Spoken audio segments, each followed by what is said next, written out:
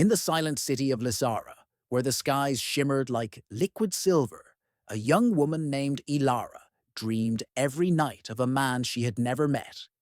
His face was clear, his voice familiar, yet his name vanished each morning like mist. She would wake with tears on her cheeks, feeling the echo of a promise she couldn't remember. The world around her was full of light, but her heart carried a shadow she couldn't explain. Every passing day felt like she was searching for someone her soul already knew.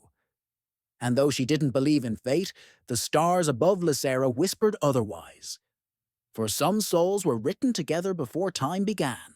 In another realm, one torn between twilight and dawn, a man named Kale lived as a warrior bound by duty.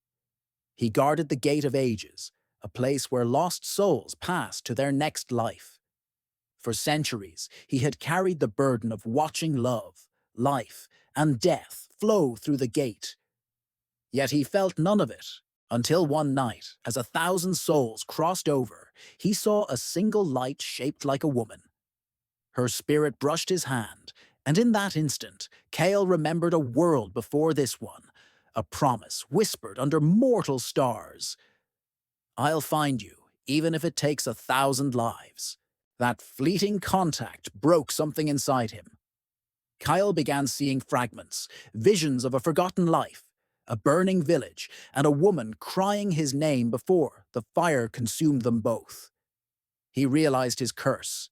He had been reborn countless times, but never found her, and now the cycle had given her another life, one where she lived, and he remained bound to the realm between worlds.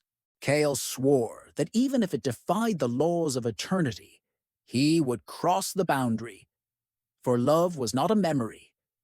It was the pulse of existence itself. Ilara's life began to unravel.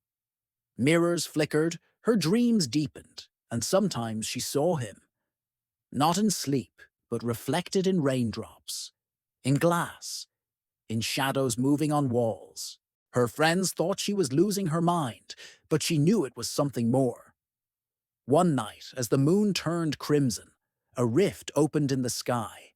The city of Lysera froze, and from the terror descended a figure clad in celestial armor.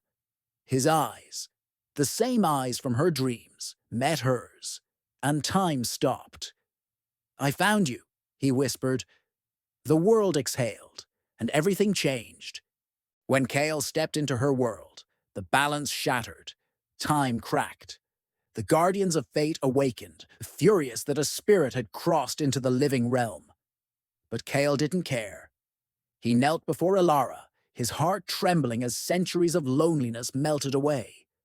Ilara, though frightened, felt peace for the first time in her life. She touched his hand, and the entire city glowed, memories of their past lives rushing into her soul. She saw herself as the village girl who once waited for the warrior who never returned. "You came back," she whispered, her voice trembling. "I always do," Kyle replied. "But every miracle demands payment. The Guardians decreed that if Kale stayed, the realms would collapse, thousands of lives lost. Ilara begged them for mercy, but the universe does not bend for love. They gave her a choice. Let him go and preserve the world, or stay together and watch reality burn." As the sky began to fracture, Ilara clung to Kale. "We were born from the stars," she cried. "Then let us return to them together." Kyle kissed her forehead, whispering, "Not yet. I'll find you again, wherever your soul hides." The gate reopened.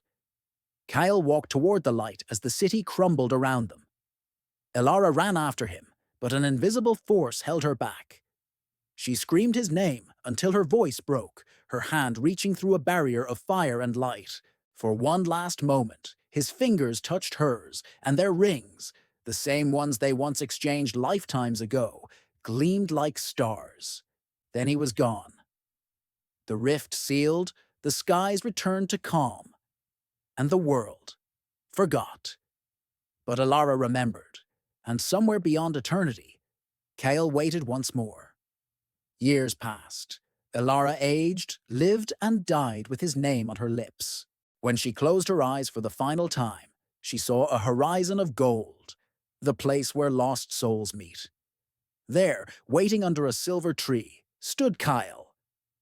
He was no longer a guardian, nor a warrior, just a man with tears in his eyes. "You kept your promise," she whispered. He took her hand and said, "I always do."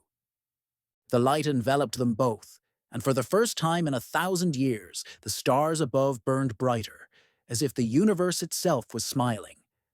But love in the language of eternity never ends. Somewhere, in another universe, two children are born under the same constellation, one with eyes of silver, one with eyes of fire. Their mothers say they looked at each other and smiled before they could even speak. The stars flicker again, as if remembering. For every end is just another beginning, and some promises are written not in time, but in the soul. If love can outlast time, if souls can remember even when the world forgets, then maybe nothing truly dies. Maybe the stars are just old hearts still searching for their other half. So if you ever dream of someone you've never met, hold that feeling close, because somewhere, across an unseen sky, someone might be dreaming of you too.